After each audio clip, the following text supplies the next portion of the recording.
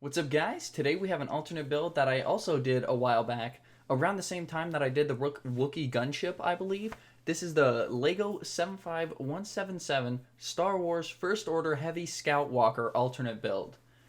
That is a mouthful of a set name. I did not remember it being that long. But this alternate build, actually at the time, I was kind of doing a whole lot of Batman stuff. I was playing a whole lot of Batman Arkham games and watching a whole lot of Batman. So I actually put this in my headcanon Batman universe, and I called it the Bat Pod. I know this isn't the Bat Pod that's in Christopher Nolan's Batman films. That's just what I was calling it. But for Star Wars purposes, I'm just going to call it the First Order Heavy Scout Pod because it is made from the Heavy Scout Walker set. So we'll kind of start at the front. You can see that I kept the cannons from the original set, and pretty much the overall design of the main cabin and fuselage area is standard from the set. The main mods that I did was from the waist down, I would say, and I turned these into kind of some sort of engines, but we'll go over it as we do.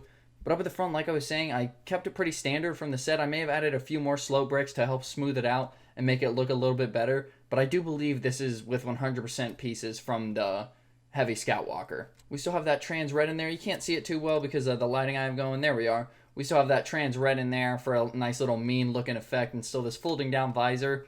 On the bottom here, I did add some armor plating to help cover up some of the Technic and to provide armor plating, of course, to a weak point on the ship. And then going down to the sides are symmetrical one after the other, so I'll just hit one. On the one side, we kept the turrets pretty much the same. I may have added a little bit of detail moving around these flat stud pieces and the grilled slope pieces. I kept the missile or the spring-loaded shooters on there. I don't personally use them, but in my head, I imagine that these are kind of grenade launchers for close quarters combat that don't really need a long barrel or anything. So I still kept them on there because they do kind of provide a weapon look. And stud shooters most of the time do take away from how a set looks, but I ended up leaving them on here because overall they don't look too bad when it's symmetrical down the middle. Going up to the top here, I may have moved around a few bricks. I unfortunately don't have a copy of the other set sitting here, and I didn't memorize it from looking at Google or anything. But overall, it's pretty much the same. I kept this piece on here to provide a nice little handle to get into the interior. Speaking of the interior, I do have a trans red piece sitting in there, and that was just to put it in there so I knew where it was. But you still do have that second seat back there that you could clip a minifigure into if you took out that trans red piece in there. And I do have my little First Order Death Star looking trooper.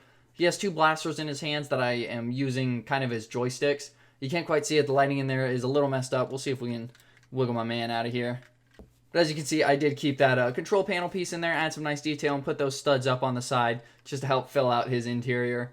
The set by default does come with those tan pieces sitting in there. They provide a nice, very good cockpit area, and I didn't really want to change much because it was pretty good standard.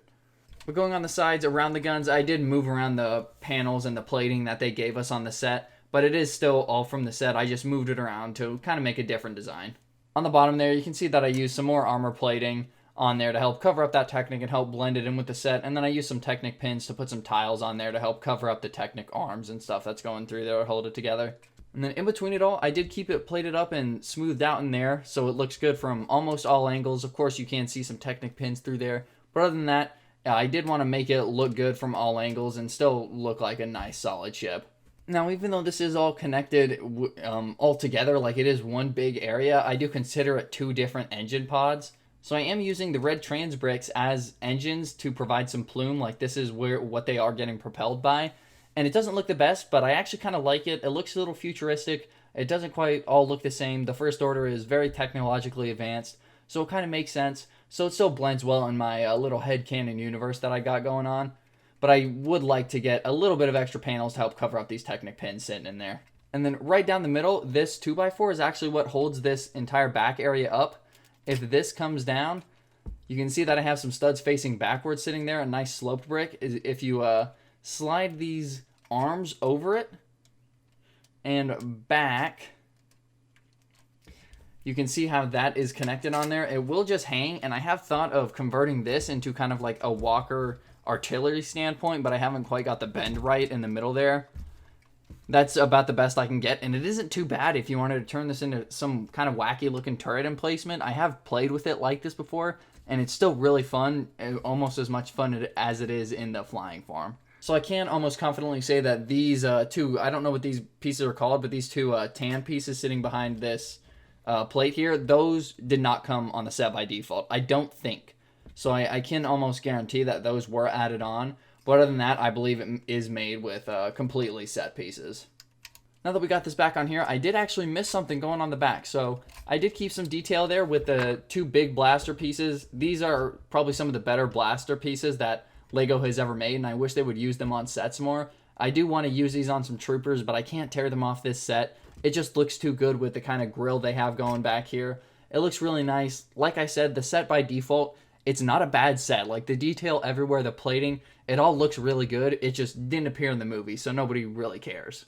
Then overall, I do believe we've kind of gone over everything. Like I said, the engine area, it does kind of remind me of a TIE Fighter kind of engine, twin ion engines. I've considered going with that as a name for this, but nah, we'll stick with First Order Heavy Scout Pod.